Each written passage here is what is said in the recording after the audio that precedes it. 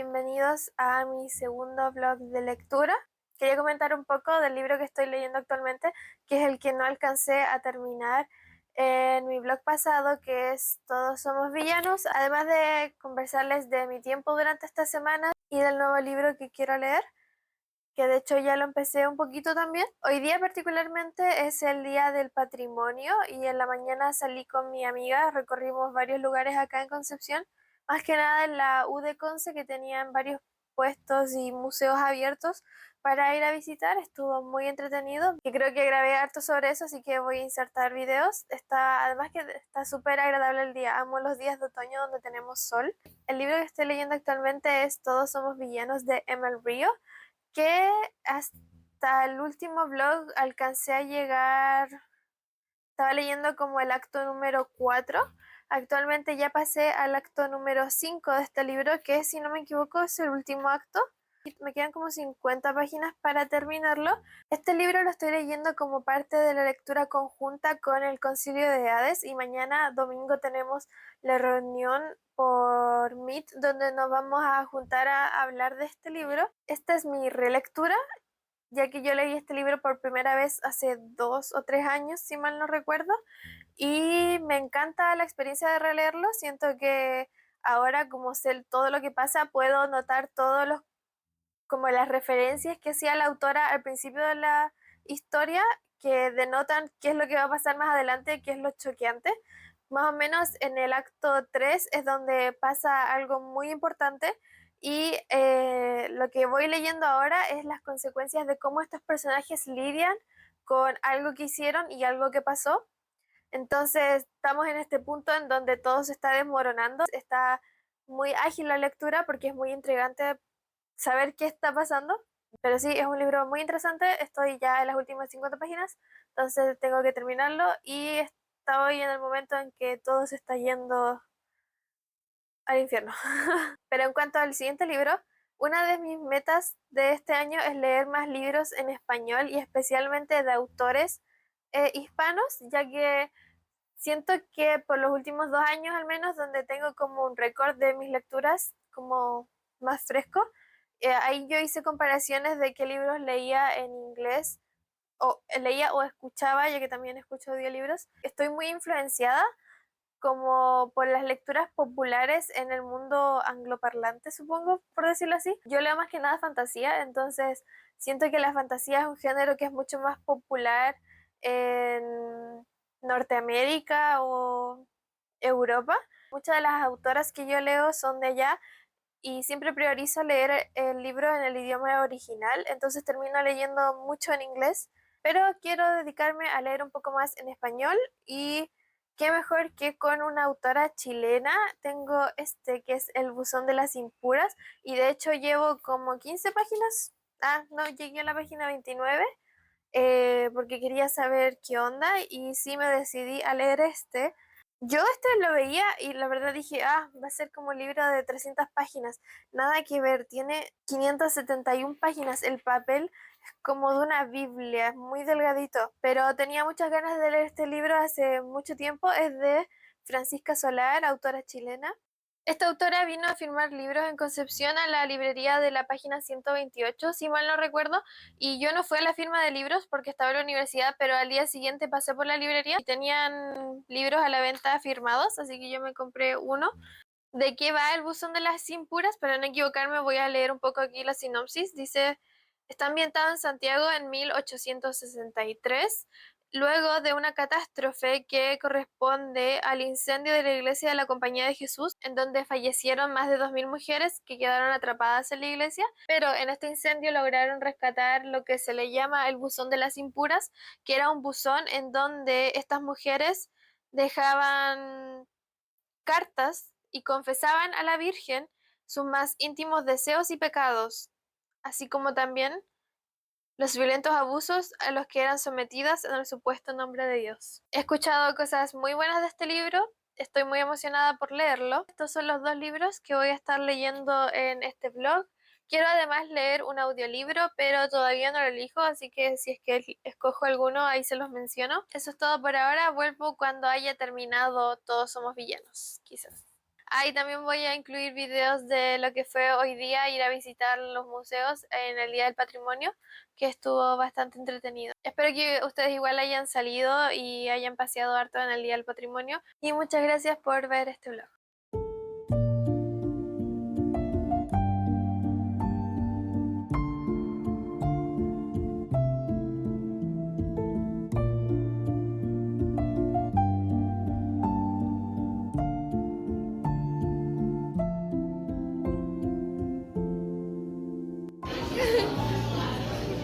Oye, está todo el mundo. Qué bonito.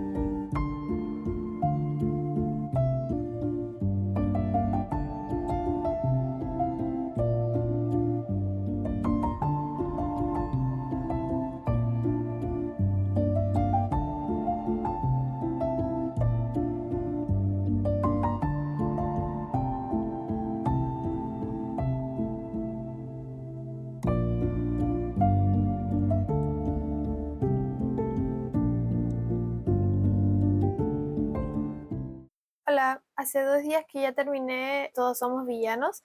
Lo terminé como una hora antes de que fuera la reunión del Concilio de Hades, que es el club de la lectura conjunta en donde íbamos a discutir este libro.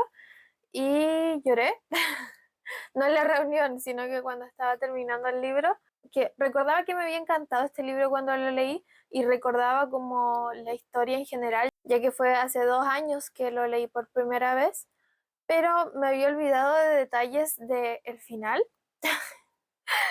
Entonces cuando empecé a recordar todo lo que pasaba y lo estaba leyendo, como que me mandó a la estratosfera, de verdad. Me cayeron un par de lágrimas. Es que si ustedes lo han leído me pueden entender de lo que es este final. No. Bueno, este yo lo había comenzado en el blog anterior, entonces ahí había explicado de qué iba, pero para dar un resumen corto ahora, este libro cuenta la historia de Oliver, a quien conocemos en las primeras páginas mientras él está terminando una condena de 10 años de la cárcel. El libro trata sobre él, mostrándonos la historia de cómo fue que él llegó a estar en la cárcel y todo esto ocurrió mientras él estaba estudiando en una academia muy prestigiosa, teatro, pero específicamente estudiaban solo obras de Shakespeare. Él y sus otros 6 compañeros que ya estaban en cuarto año estaban estudiando específicamente tragedias de Shakespeare. Como ellos viven en esa academia, viven todos juntos y ellos se hablan entre sí citando a Shakespeare, como que ellos nunca dejan atrás las obras que ellos actúan, entonces cuando están estudiando tragedias y hay muchos villanos y hay mucha quizás violencia y hay muchas cosas malas pasando,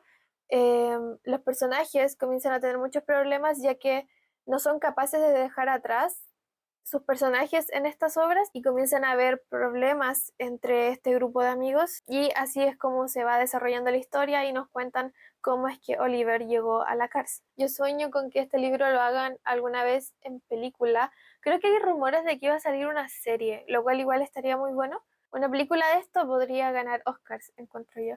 Me la imagino un poco como La Sociedad de los Poetas Muertos, pero mucho más heavy, como mucho más oscura y mucho más intensa. Como los personajes hablan siempre en lenguaje shakespeariano, uno pensaría que quizás es demasiado y uno no lo va a entender, pero yo diría que igual, si eso como que les da susto de entrar a este libro, que lo hagan igual. La autora modifica diálogos de Shakespeare para que sean más fáciles de entender, como en este caso al inglés moderno, y me imagino que la edición en español también es entendible, entonces, y yo jamás he leído Shakespeare antes. Lo único que sé de Shakespeare son cosas generales como de Romeo y Julieta y de Hamlet quizás, pero ellos aquí viven y respiran Shakespeare y yo no, y aún así pude sentir la intensidad de sus obras y no fue ningún problema para mí como conectar con los personajes ni nada, así que totalmente recomendado. Si pudiera dar algunas citas como que me hicieron llorar, siento que no tendría nada de sentido, así que solo puedo decir que por favor léalo. Y en cuanto a el buzón de las impuras, no he avanzado mucho, estoy en la página 41, entonces todavía no puedo formar una opinión de este libro. Lo que sí es que siento que a medida que va avanzando voy a acostumbrarme un poco más a la forma en que está escrito. No lo sé, en un principio como que sí me costó un poco. Yo hace mucho tiempo que no leo un libro que esté ambientado en Santiago o en Chile en general. Entonces, este está muy interesante por eso. Y además está ambientado en 1863, entonces es muy entretenido imaginarme al Santiago de esa época, pero sí, aún no avanzo mucho como para dar mi opinión respecto a la historia o los personajes en general. Y también quiero comenzar un audiolibro. Renové mi suscripción que tenía suspendida de Storytel, que es la aplicación que ocupo para escuchar audiolibros. Antes ocupaba una que se llama Everand, que antes se llamaba Script. Antes, cuando uno pagaba la suscripción en Everand, que eran como $11, si no me equivoco, te dejaban acceder a toda la biblioteca que ellos tenían, que era de audiolibros y de libros digitales, de ebooks, pero después cambiaron su metodología a utilizar créditos, entonces todos los meses creo que te daban como un crédito y con eso podías canjear un audiolibro, lo cual como que me cargó, por eso la dejé de ocupar. Ese es el método que ocupa Audible, igual que es la aplicación de Amazon. Por eso es que me cambié a Storytel, ya que aquí pago una suscripción que me cuesta $10, pero tengo acceso a toda la biblioteca. Entonces es un mundo de diferencia. Puedo acceder a un montón de audiolibros sin tener que esperar a tener créditos. No estoy muy segura de qué quiero leer, pero tengo tres opciones que guardé. The Witching Moon Manor, que se trata de hermanas brujas. Cada una tiene como su propia carrera, hay una que está en el circo, la otra que se dedica como a contar historias, pero comienzan a tener problemas en sus carreras, entonces todas se devuelven a una mansión y me imagino que se trata sobre ellas como reconectando como hermanas, como que es mi tipo de historia perfecta para escuchar en audiolibros y vuelvo cuando tenga alguna actualización de lectura.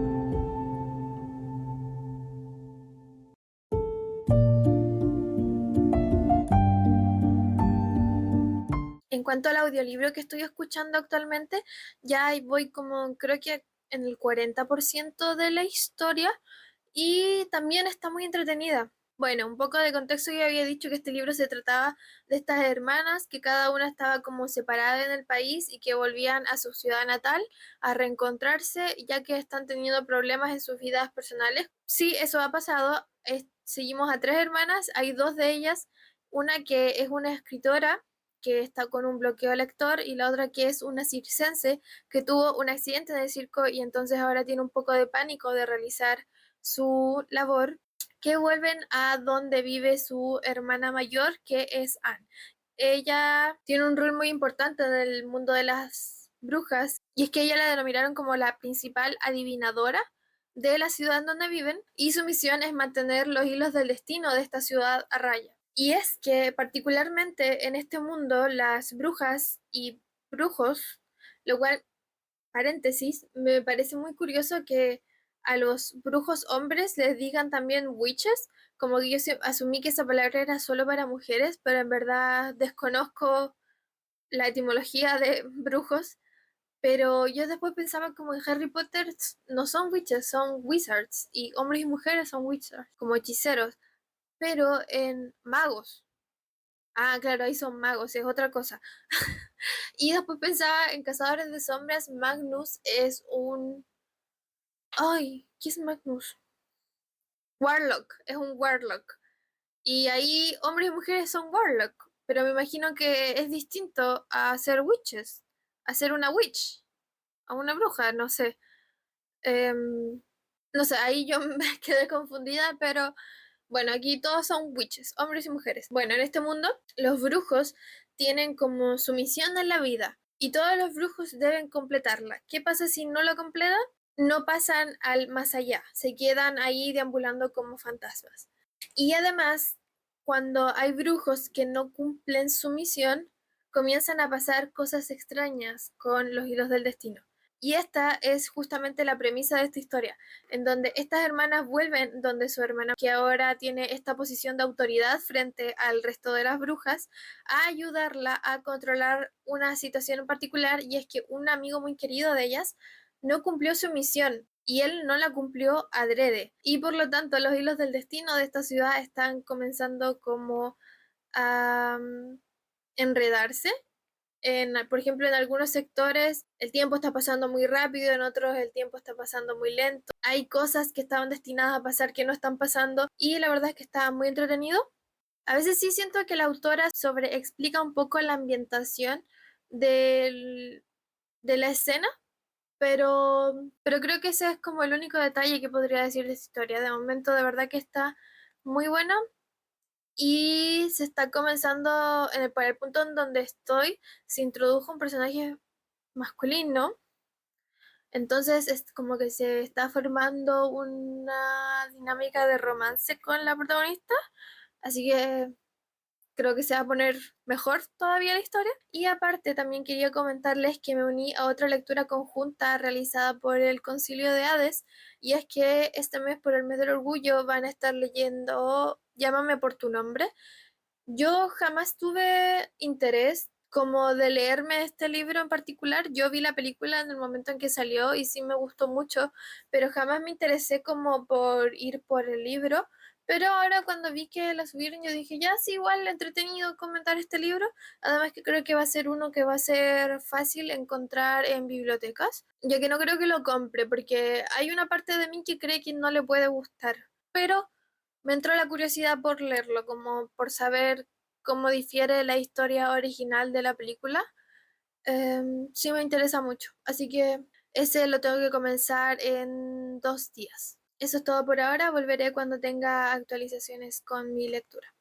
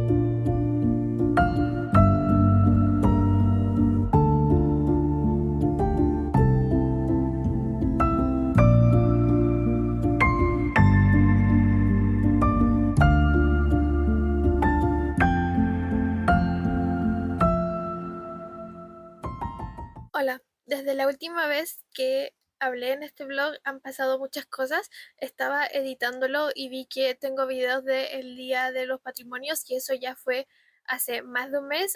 Así que ahora vengo con mi última actualización de todas las cosas que leí. Y es que yo había grabado también como una actualización de mi lectura del Buzón de las Impuras, pero por algún motivo eso se borró. Así que voy a comenzar hablando de ese libro que ya lo terminé y le di 5 estrellas. Lo amé tanto como pensé que lo iba a amar, ya que lo mencioné en el tag de lecturas a mitad de año, un video anterior que hice. Ahí ya iba en la mitad y yo dije, este quizás va a ser uno de mis favoritos y efectivamente se ha convertido en una de mis lecturas favoritas en lo que va del año. Bueno, como había mencionado, este libro iba sobre la tragedia del incendio en Santiago en 1863, en donde fallecieron muchas mujeres en la iglesia de la Compañía de Jesús. Y así comienza el prólogo del libro, pero la historia después se aleja como un mes atrás, siguiendo a una familia bastante privilegiada en Santiago para la época, que también era muy católica y cuya hija mayor, Fátima, vuelve a Santiago después de estar un tiempo en Francia con su esposo y con su hermano, y vuelve a adentrarse en este universo que es las hijas de María, que son estas mujeres parte de la iglesia de los jesuitas que tienen un culto a la figura de María y se juntan a misa prácticamente todos los días. Y bueno, Fátima llega al poder del buzón de las impuras, ya que un pecado que hoy en día jamás llamaríamos a esto pecado, pero en ese tiempo, a los ojos del padre Ugarte, que era el padre líder de las hijas de María, la mamá de Fátima le confiesa algo sobre Fátima y le dice, eso es un pecado muy grave, a ti Dios te está castigando por algo, así que uno de los castigos que le va a dar es ser la que recepcione y cuide todo lo que tiene que ver con el buzón de las impuras, que este buzón en donde las mujeres confesaban sus pecados, eran muy incitadas a que lo hagan, a que ocupen este buzón creo que todos los días. Y cuando Fátima comienza a tener esta conexión directa con el buzón, ya que ella es la que comienza a tomar las cartas y leer los pecados al padre para que después él pueda dar la reprimienda que debe realizar cada mujer para liberarse de este pecado, como limpiarse. Fátima ahí comienza a cuestionarse muchas cosas, como, ¿es esto que está confesando esta persona realmente un pecado? Y claramente estos son ideas bastante revolucionarias para esta época y en este culto a María que era algo tan cerrado y que prácticamente el padre que era líder las tenía bastante manejadas a estas mujeres. Entonces Fátima comienza a tomar este rol más de rebelde y de líder frente a sus compañeras, en donde comienza a cuestionarse bastantes cosas. De ahí va avanzando la historia. La historia es bastante densa en un sentido. He escuchado que a muchas personas les cuesta al principio porque la autora comenta mucho de la historia, te da una contextualización de cómo era Santiago en esa época que es de maravilla. O sea, para mí yo siento que lo hizo de una forma en que todo lo que ella me estaba diciendo era necesario que me lo contara. Siento que hacía que la imagen general del libro y del setting en el que estábamos estuviera muy completo, entonces a mí me gustó mucho conocer sobre todo eso, ya que Fátima, la protagonista, tiene mucho interés en la arquitectura, entonces ella comentaba mucho sobre la historia que tenía esta iglesia y ella conocía cada rincón de esta iglesia que se quemó. Y también es un libro que me hizo reír bastante. Si bien estamos tratando temas bastante densos, por ejemplo, la dinámica entre los hermanos de esta familia principal, Fátima tiene un hermano varón que es Beltrán y una hermanita más pequeña que es Elena, Lenita, y cuando ellos tres estaban en escena me reía bastante. Y también todos los personajes secundarios sentía que estaban muy bien construidos. Así que sí, me encantó mucho esta historia. Hice un reel compartiendo como mis opiniones de todo esto mientras llenaba mi diario de lecturas y la autora lo vio, así que estoy muy feliz por eso. Igual hacia el final, leyendo todo lo que fue el incendio, es un capítulo muy largo, o creo que es más de un capítulo en donde la autora narra todo lo que pasa en este incendio. Fue horrible, yo igual lloré. Ella explicó lo que pasó con lujo de detalles y fue muy impactante leer eso. Y después yo comencé a ver muchas entrevistas de la autora y ahí me di cuenta que habían muchas cosas que ella mencionaba que yo creí que ella las había inventado como para ponerle ficción a la cosa, como detalles que yo decía, ya, esto no puede haber pasado así, ¿cómo fue esto?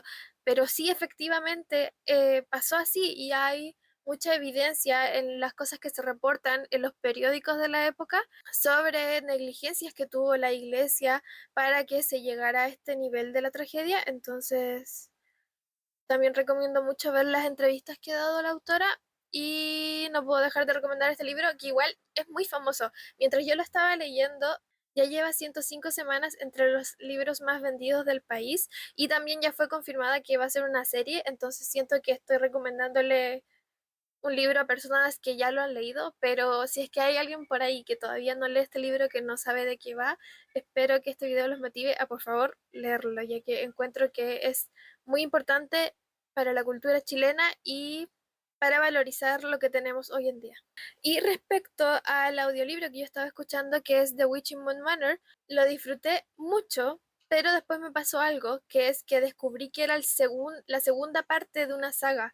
En ningún momento mientras yo lo estaba escuchando pensé como que estaba perdida, pero efectivamente después descubrí otro audiolibro que tenía un título muy similar y era de la misma autora, que se llama The Crescent Moon Tea Room. Entonces dije, este debe ser otro libro en este mismo universo, así que lo voy a escuchar.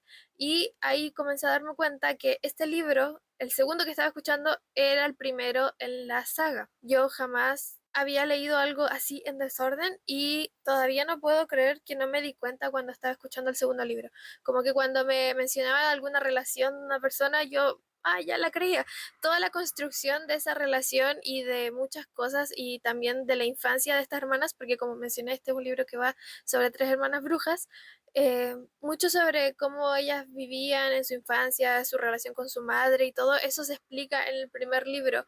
Igual pude disfrutarlo el primero, aunque ya sabía lo que pasaba el segundo, pero sí habían cosas claves que ocurrían en el primer libro que, por ejemplo, las hermanas en ese libro intentan cada una buscar su propio camino. Ellas han sido, claramente, como son trillizas, han estado toda su vida juntas, entonces después cada una comienza a buscar sus detalles y ver cuál es su misión propia en esta vida. Y como yo ya había escuchado el segundo libro, yo ya sabía qué camino elegía cada una y cómo se desarrollaban ciertas cosas, pero el plot en sí del libro, como de lo que tenían que lograr, eso no lo sabía, así que igual pude disfrutarlo mucho y en sí considero que son buenos libros de brujas. Yo no he leído tanto de brujas, pero tenía miedo de que este fuera muy cursi porque hace un tiempo leí The Irregular Society, The Very Secret Society of Irregular Witches. Bueno, ese libro y me había gustado, pero me había parecido muy cursi. Con este, para nada. Aunque la escritura es bastante lírica,